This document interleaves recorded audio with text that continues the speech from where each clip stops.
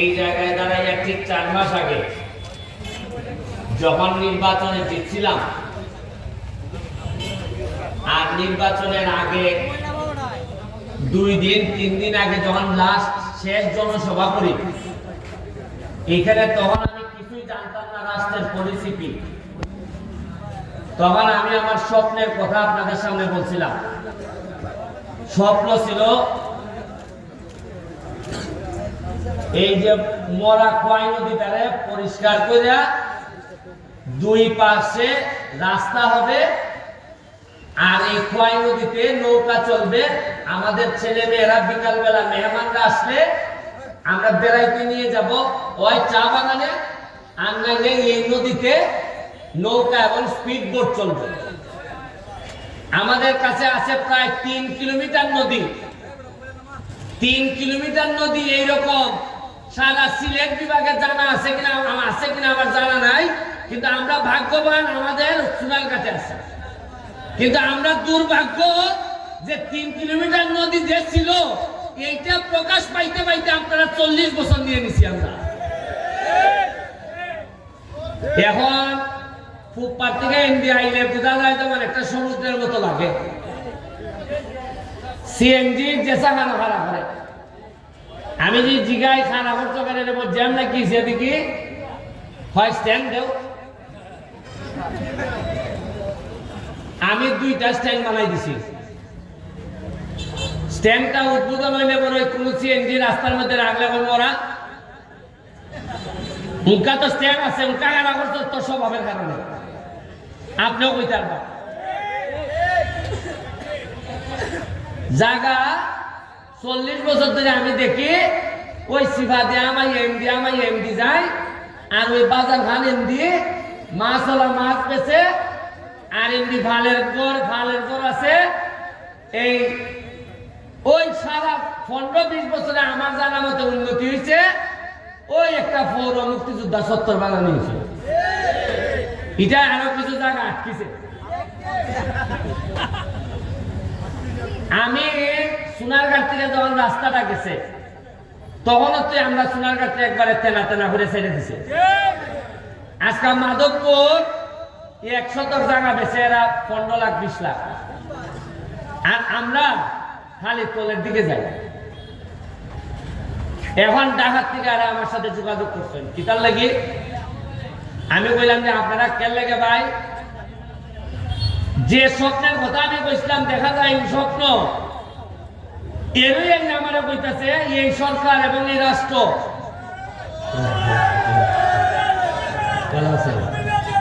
ভালো আছেন? Thank you.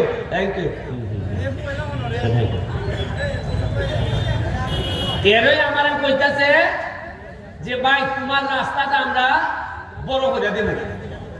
কেমনে বড় করবা? শাইস্তাগঞ্জ থেকে রওনা দিব, এরা বড় করতে করতে বড় কইরা একবারে তেলিয়াবাড়া পর্যন্ত যাইব, জগদীশপুর পর্যন্ত। এর মানে সাইনলেই নইব আপনার যে কষ্টটা আমরা আছি। এই যে একটা সিএনজি প্রত্যেক দিনে মানুষ মরে, কারণ এই রাস্তা 40 বছর আগে যে যানবাহন আছে 40 বছরে তো 10 ডাবল বাড়ছে যানবাহন, কিন্তু রাস্তায় 1 ইঞ্চিও বাড়ছে না।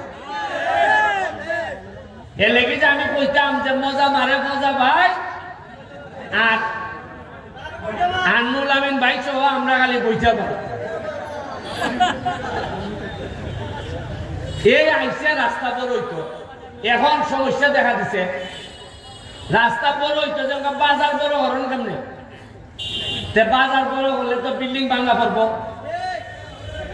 এখন আমি এবারে অপশন দিছি, তারাও আমারে দিছ উপরে আকাশের মধ্যে হেলিকপ্টার উঠবো, ড্রোন উঠবো, দেখবো যে বাজারটারে বাইপাস করলে কোন করণ ইকেন্দ্র করণ যায়, ইকেন্দ্র করণ যায়।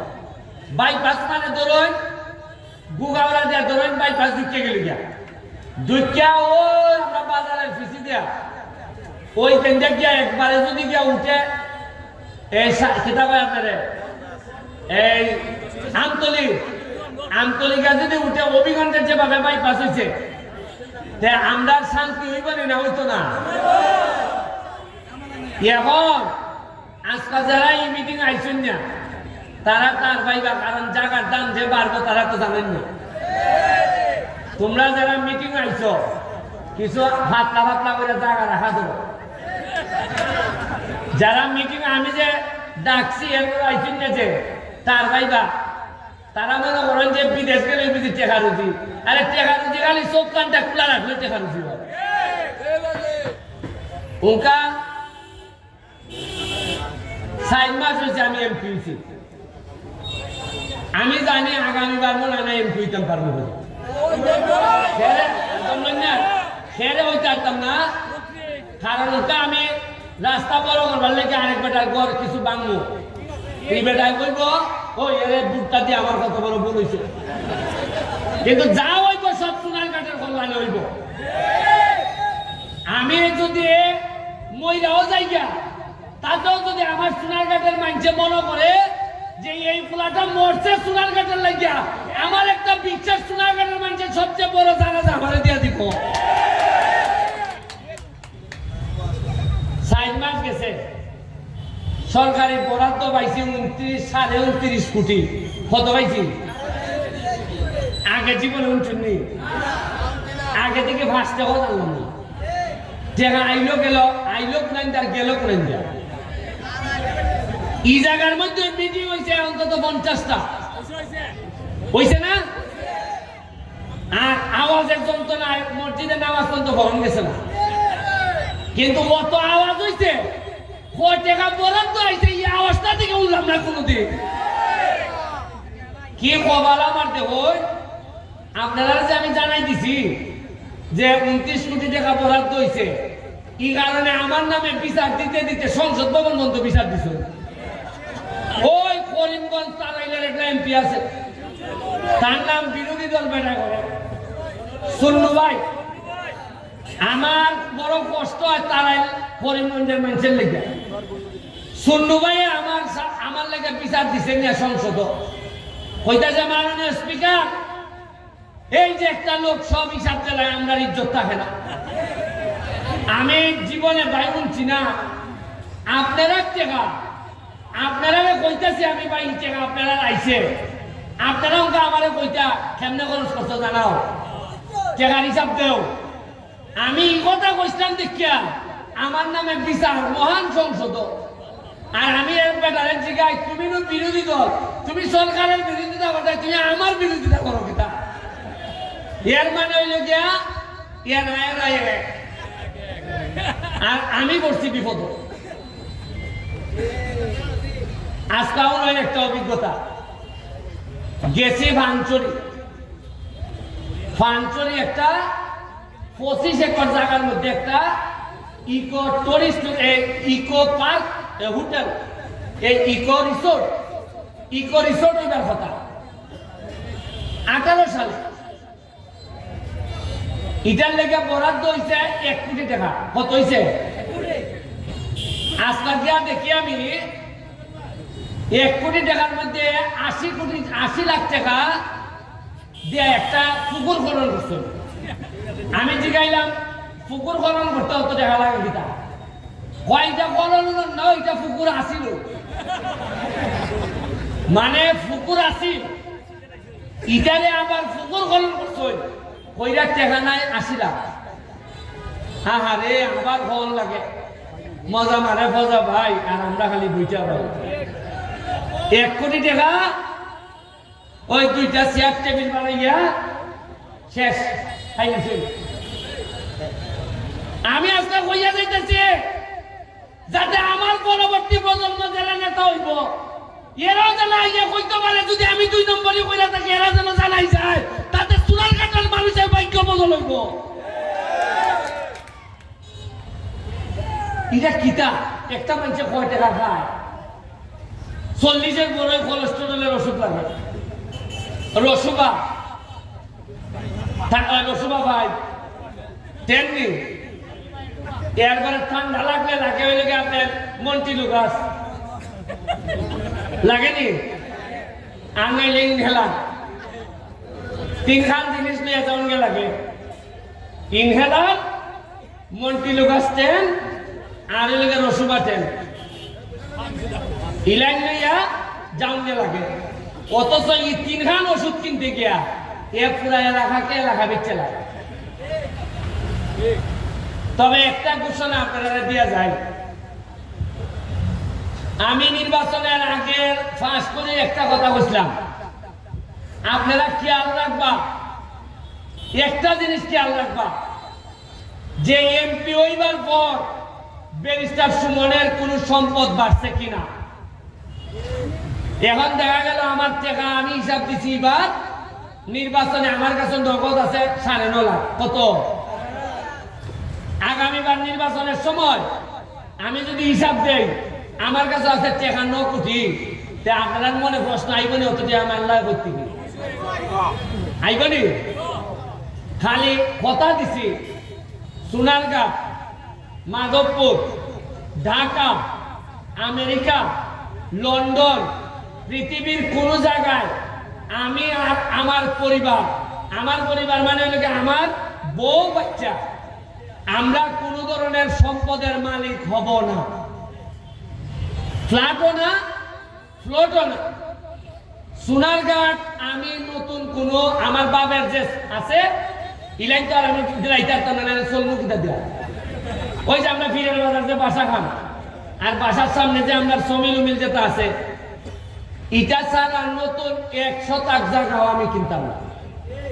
এর মানে আমার রুজি নাই। ব্যারিস্টার হিসাবে একটা মামলা করলে 5 লাখ টাকাও পাই। আরো এমপি পর রুজি আরো বাড়ছে। মানুষে মনে করে না বা সৎ মানুষ, তারে মামলাটা দেওয়া সব টাকা নিয়া, যে টাকা রুজি করিয়ে সব টাকা নিয়ে মাধবপুর সোনারঘাটের মাটি মিশাই দিতেছে।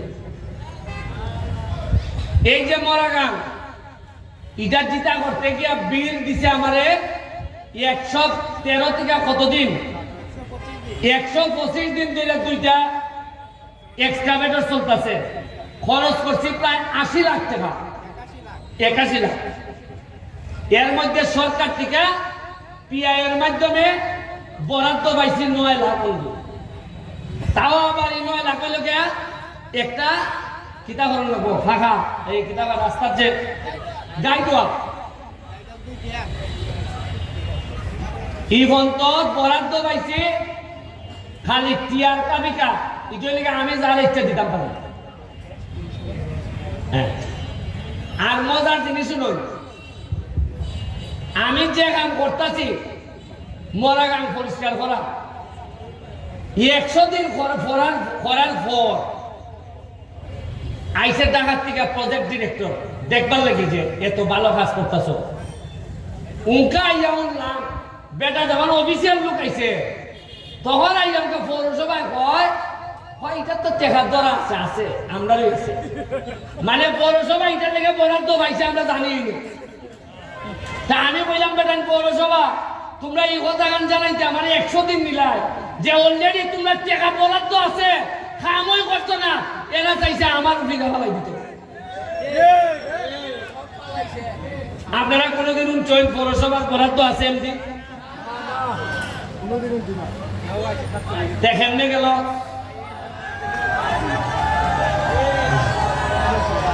ভালো আছেন?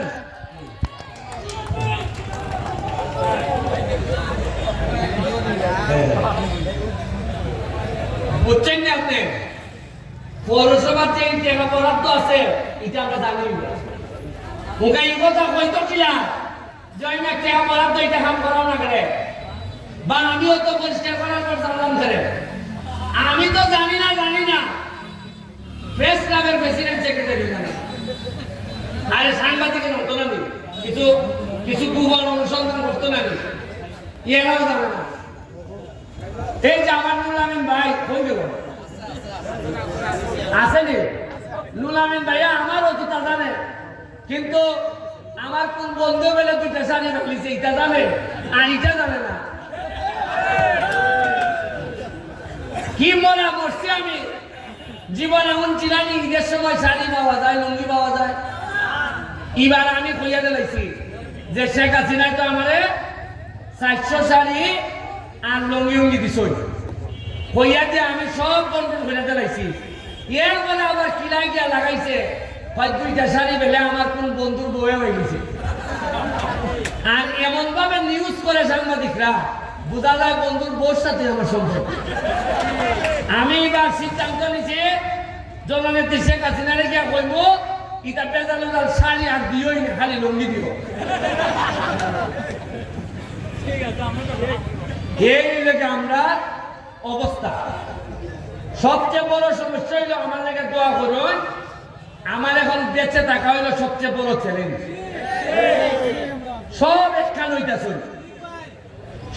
একখান হইতেছেন দেশে বিদেশে এলাকার বাইরে খেলে যে এত হলতা বাইঙ্গে লইতেছে আমি এখানে হিসাব দেই সোনারঘাট বাড়ি খাই গিয়া তারাই এরা যন্ত্রণা খেলে আমি যেই কই টাকা পাইছি 2 কোটি ওই তারাই কিশোরগঞ্জের লোকে এমপিরা কয় সুমানের দিকে পাইছে তুমি কই তোমার টাকা হলো ওই তানের আর এমপিরে দুইটা ওই এরার যন্ত্রণা মাথা নষ্ট হয়ে গেছি গা যে এইখানে কইয়া দেয় দিনাজপুর ওকে বাড়ি খায়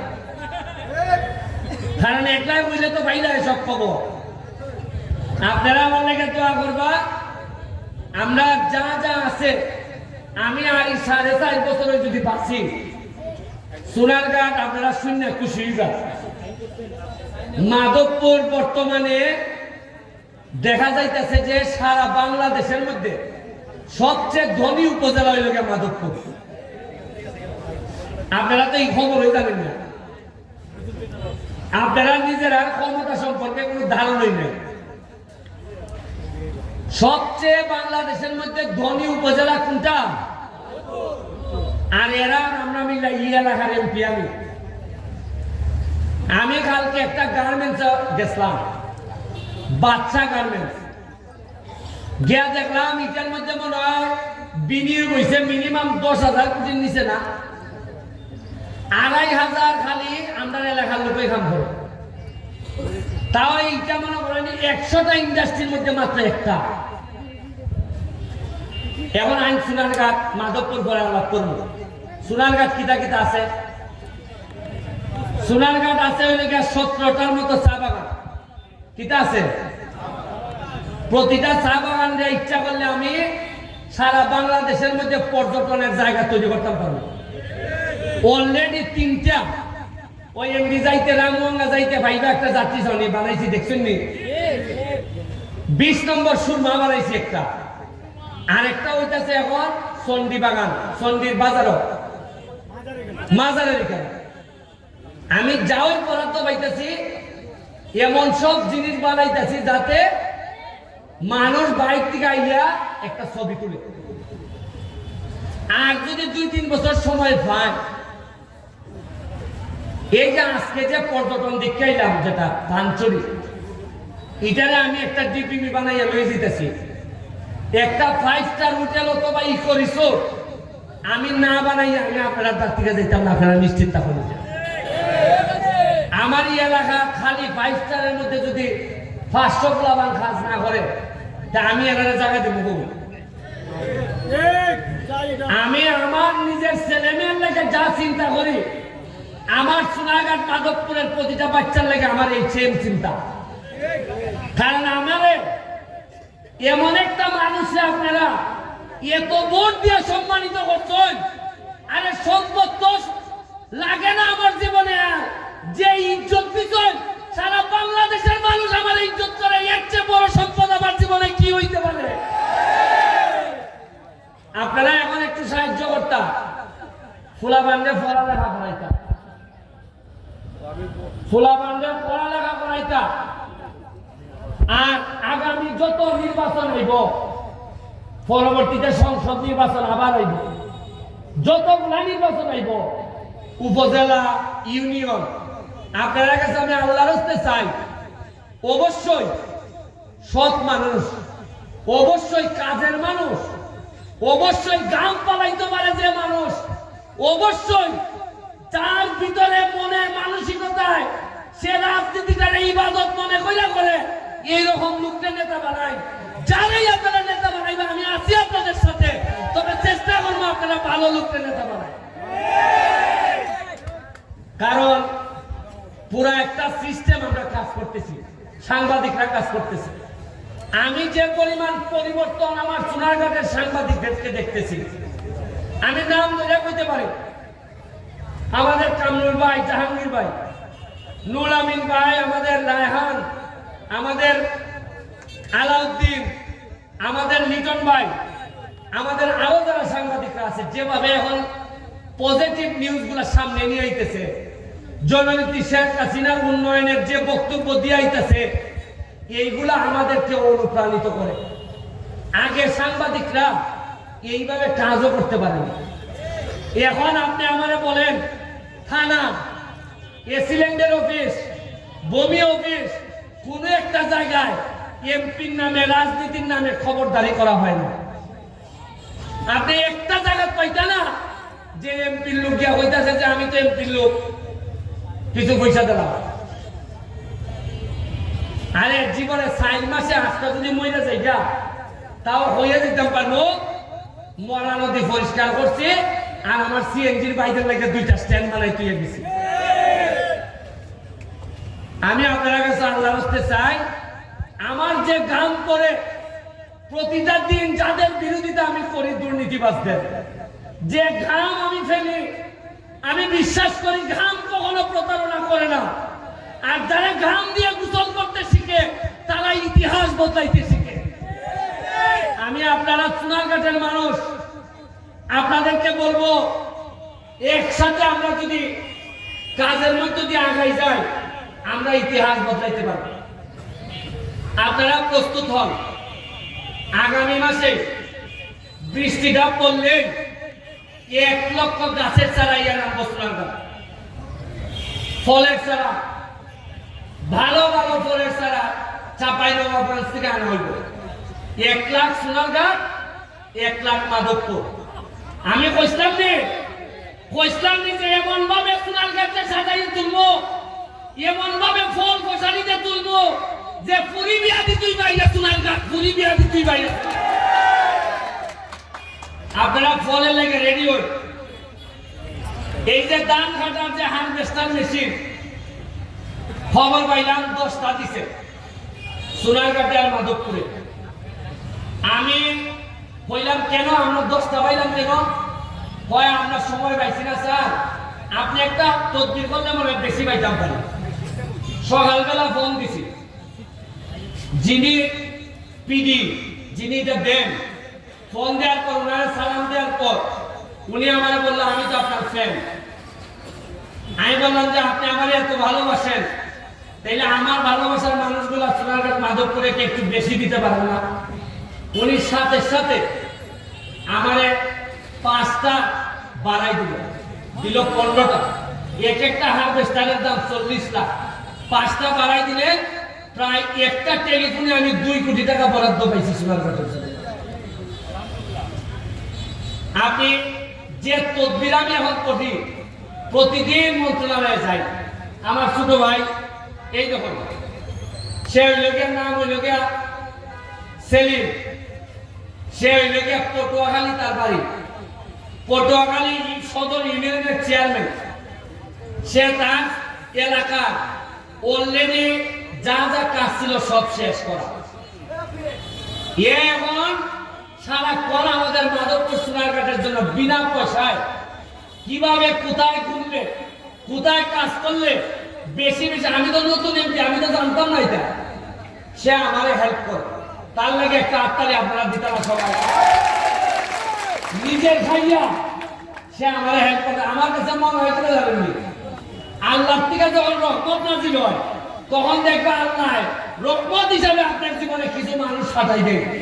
আমার রহমত হিসাবে নাজিল হয়। আমার সাথে যারা আছে, যারা আমার পিছে দাঁড়ায়, এরা প্রতি আমার অনুরোধ, অনেক টাকা পয়সার মালিক হইতে পারবে, হাজার হাজার কোটি কোটি টাকার বরাদ্দ আইব, কাজ করো, অসততা হইব না, দুর্নীতি করো না, আমারে ডুবাইও না। তোমরা যদি ঠিক থাকো, তোমরা লইয়া সোনারঘাটটারে, মাধবপুরটারে আমরা সারা সিলেট বিভাগের মধ্যে একটা মডেল উপজেলা হিসাবে আমরা স্থাপন করতে পারবো। আপনার লাগে দোয়া রইল, শুভকামনা রইল। প্রতি সপ্তাহে সপ্তাহে আপনারা জানতে পারবা আমরা কিতা কিতা বরাদ্দ পাইতেছি। আপনারা জানাইবো, সারা বাংলাদেশের মানুষ আমাদের কাছ থেকে জানবে।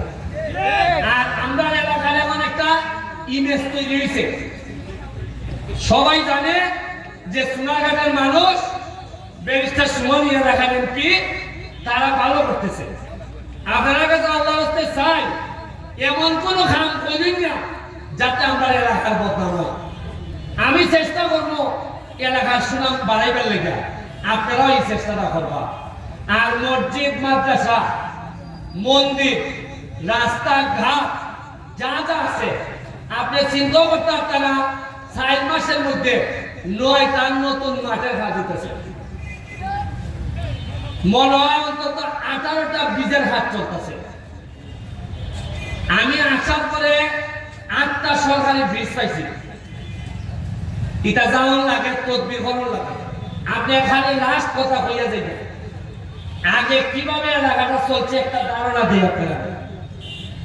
আমি এমপি গেছি ঢাকা, মন্ত্রণালয় গেছি, গিয়া ওই যে কোনো বরাদ্দ আছে নি আমার লাগে, হয় না সব এমপিদের বরাদ্দ শেষ, আপনি নতুন বরাদ্দ আইনে নিতেই বা। আমি বললাম দেখো যান সোনাঘাট বাজার তো কোনো বরাদ্দ আসেনি, টুকাইয়া দেখা যায় একটা পাওয়া গেছে 2 কোটি টাকা মসজিদ মন্দিরের জন্য।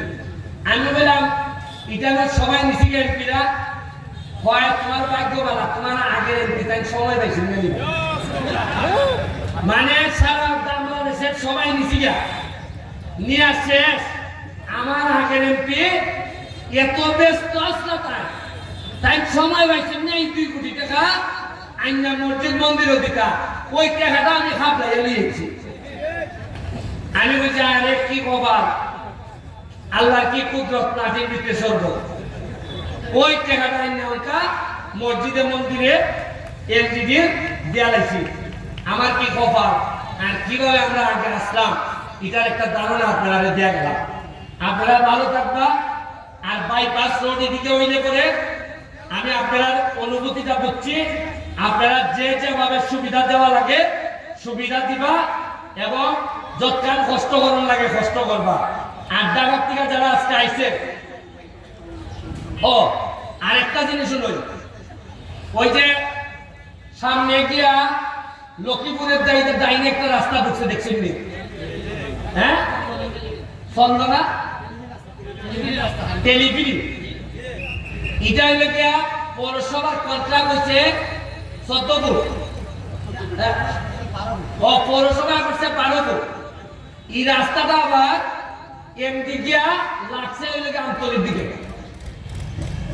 অথচ দেখেন এটারে যদি বড় রাস্তা করে দেওয়া যায়, ট্রাক যে বালুর ট্রাক ঢুকে বালুর টাকার এমডি আমার লাগে না, এমডি যে দিকে পারে আমরা পুরা জামই লাগে এই বালুর লাগে। এখন এই বাইপাস রোড করে দিলে খাম শেষে জায়গা। আমি জানিই না যে 12 ফুট রাস্তা হয়ে যাবে কেন, আর একবার 12 ফুট হইলে পরে আমি নিচে দিবনি জায়গা। ওই কমিশনার মেম্বার বেটায় আমারে কইল যে আমরা জায়গা ব্যবস্থা করে দিব, আপনি রাস্তা করে দিন। পৌরসভায় তো মানে না, পৌরসভার কথা হলে তাড়াতাড়ি হাল করে দিত। 12 ফুট ওই